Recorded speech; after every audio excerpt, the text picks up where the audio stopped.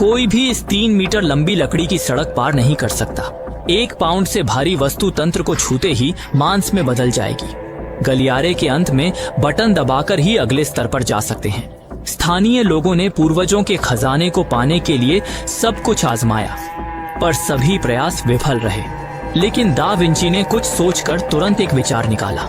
बिल्कुल सही, उसने कागज पर स्केच बनाया और मौजूदा सामग्री से जल्दी से कुछ बनाया। कुछ ही सेकंड में उसने दुनिया की पहली बिना इंजन की स्वचालित कार बना दी।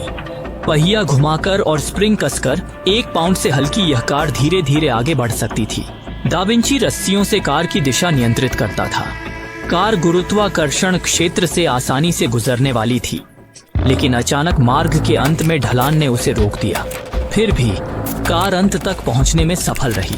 पैर का ब्रेस नीचे रखा गया और कार स्थिर की गई। दा विंची ने तुरंत तीसरी रस्सी खींची।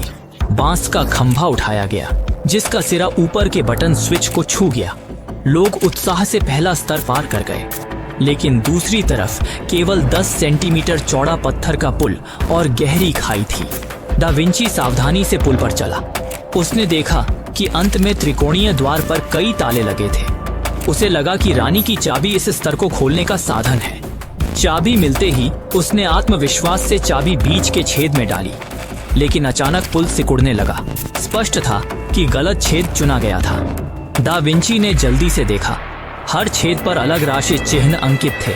स्थानीय लोगों के सूर्य पूजा के बारे में सोचकर उसने सूर्य चिन्ह वाले छेद में चाबी डाली, लेकिन पुल रुका नहीं, बल्कि और तेजी से सिकुड़ने लगा। संकट के इस क्षण में दा विंची ने देखा कि हर पंक्ति में छेदों की संख्या अभाज्य थी, लेकिन जोड़ने पर कुल 100 नहीं बल्कि 101 होता है। यानी कहीं एक और कीहोल छिपा होगा, पर कहां? अचानक उसे विचार आया। साथी से कहा, नीचे पकड़ो। वह तुरंत पुल के पीछे पलटा और जल्दी से टटोला। वहां उसे 101वां कीहोल मिल गया। उसने चाबी डाली, घुमाई, पुल ने हिलना बंद किया। तीसरे स्तर पर फिर गुदा द्वार मिला। दोनों तरफ त्रिकोणीय कीहोल थे, पर उनके पास सिर्फ 100 चाबियां थीं। गलती करने पर मौत निश्चित थी। सब हैरान थे। तभी दा विंची ने पीछे चमकती गेंद देखी। 100 कीहोल, गलत चुनाव पर मृत्यु। पर यहाँ सिर्फ 2 कीहोल। आदमी ने सोचा आसान है, कम से कम 50% मौका है। उसने दा विंची से चाबी छीनी, पर साथी ने रोका। कहा, पहले 2 स्तर खतरनाक थे, ये इतना आसान नहीं होगा। चाबी उसे देने को कहा। वह कुशल लॉकस्मिथ था। उसने चाबी को आसानी से 2 भागों में तोड़ दिया।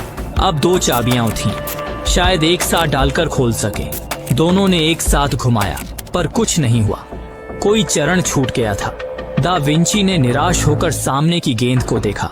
स्थानीय किंवदंती याद आई। समझा कि गेंद का प्रकाश दोनों की होल पर पड़ने पर ही तंत्र चलेगा।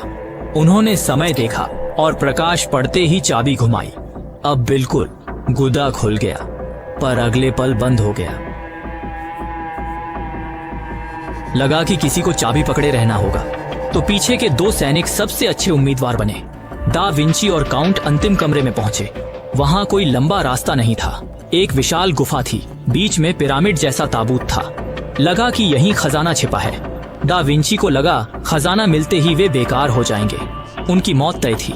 जब वे गुफा के अंत तक पहुंचे, वहां सिर्फ एक खाई थी, नीचे कोहरा था। अब वे कैसे बचेंगे? दा विंची को अचानक विचार आया। उसने अपने डिजाइन निकाले। साथियों को कहा कि मूल निवासियों के आने से पहले सामान से कुछ बनाएं। फिर वह ताबूत के पास गया, काउंट के साथ उसे खोला। जमीन पर चुंबकीय गेंदें देखी। समझा कि यही समाधान है। दोनों ने जल्दी से गेंदों को ताबूत के खांचों में रखा, पर कुछ नहीं हुआ। अचानक दा विंची को मोनालिसा में छिपे नंबर 7 और 2 याद आए। कुछ देर बाद ताबूत खुल गया, गुदा भी खुला। अंदर एक बोलता हुआ यांत्रिक आंख था। दा विंची उसका संदेश सुनना चाहता था, पर तभी रानी मूल निवासियों के साथ आ गई। खतरा देख वह यांत्रिक आंख और बचाव उपकरण लेकर खाई में कूद गया। देखा कि झांगकाई छतरी के साथ है। पता चला कि बचाव उपकरण पैराशूट था। आखिरकार वे मूल निवासियों से बच निकले। अब यांत्रिक आंख के साथ नया साहस शुरू होगा।